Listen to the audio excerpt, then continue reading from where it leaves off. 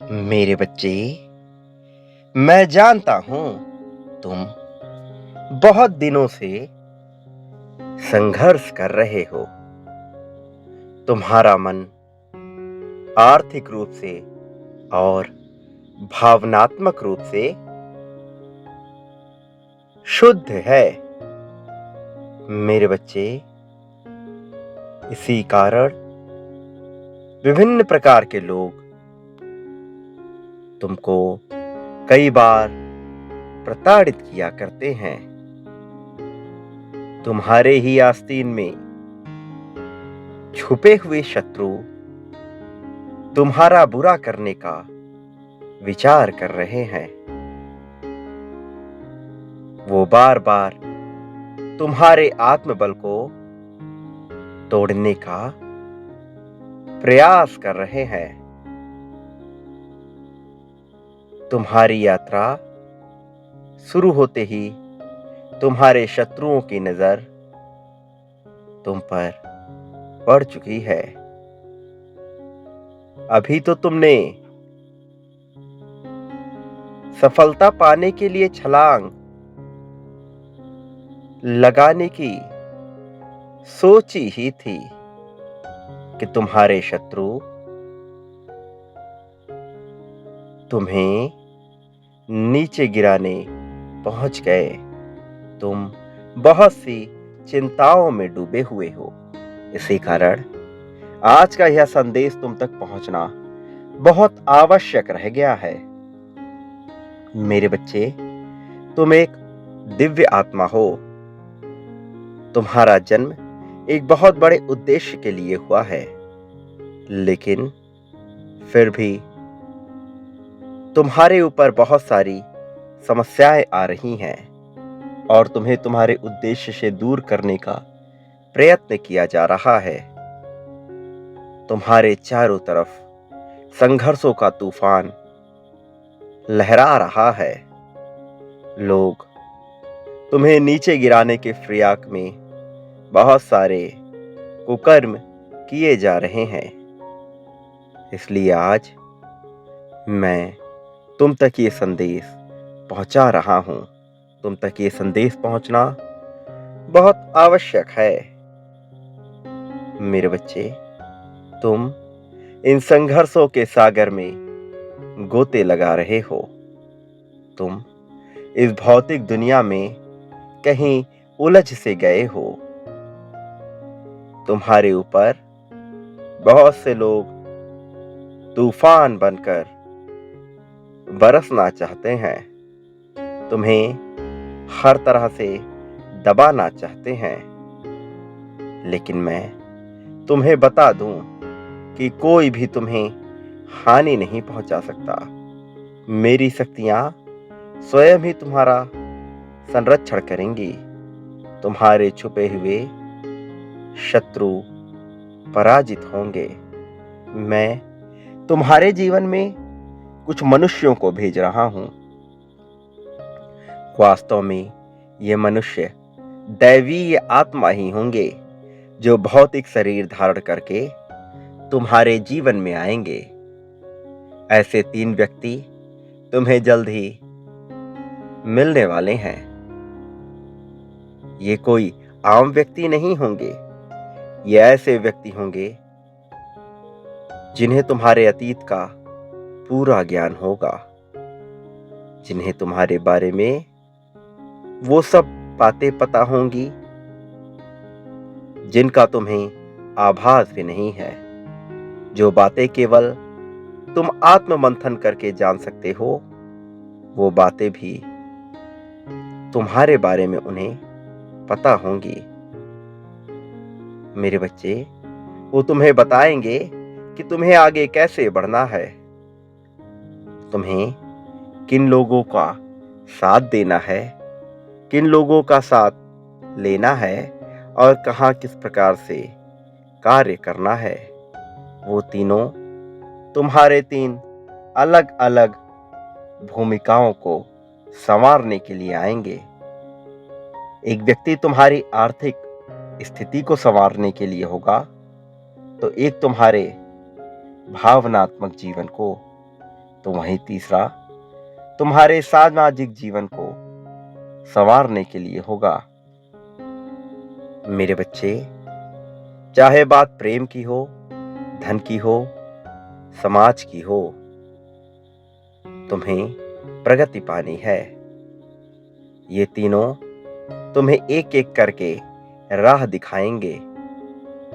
ये तुम्हें मार्गदर्शन करते रहेंगे। मेरे ही इशारों पे, मेरे ही आदेशों पे ये परिस्थितियों के अनुसार तुम्हें बहुत कुछ सिखाने वाले हैं। उनमें पहला व्यक्ति तुम्हें धन से संबंधित सभी ज्ञान अर्जन कराएगा। धन का प्रयोग कैसे करना है, धन कैसे आकर्षित करना है, धन तुम्हारे जीवन में कैसे आएगा और ये धन तुम्हारे जीवन में क्या क्या बदलेगा, ये सब वो व्यक्ति तुम्हें सिखाएगा। तो वहीं प्रेम के महत्व को दूसरा व्यक्ति सिखाएगा। तुम जो प्रेम के अभाव में अपना जीवन जीते आए हो, इन अभावों से उभर कर प्रेम को वास्तविक अर्थों में कैसे महसूस करना है, ये तुम्हें वो व्यक्ति बताएगा। वो दूसरा व्यक्ति तुम्हारे शारीरिक जीवन को भी संवारने का प्रयत्न करेगा। तुम उन व्यक्तियों को पहचान भले ही ना पाओ, लेकिन तुम्हें इसका आभास अवश्य हो जाएगा कि वो दैवीय आत्माएं हैं। मेरे बच्चे, मेरी बातों पर गौर करना, क्योंकि इस समय तुम दिव्यता से युक्त हो। इस समय तुम्हारे लिए बहुत महत्वपूर्ण है। तुम्हारे जीवन में एक बहुत बड़ा परिवर्तन तो होगा ही, लेकिन उससे पहले तुम जिन तूफानों से घिरे हुए हो, उन तूफानों को शांत करना अत्यंत आवश्यक है। तुम विभिन्न कार्य करके उन तूफानों को स्वयं ही शांत करोगे, लेकिन तुम्हारे मार्ग में आ रही सभी बाधाओं को मैं तुम्हारे मार्ग से हटा दूंगा।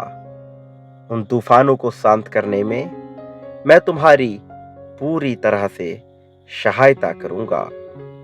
तुम्हारा भविष्य बहुत ही सुंदर है। तुम आगे आने वाले समय में ये महसूस करो कि तुम संपन्नता से भर चुके हो।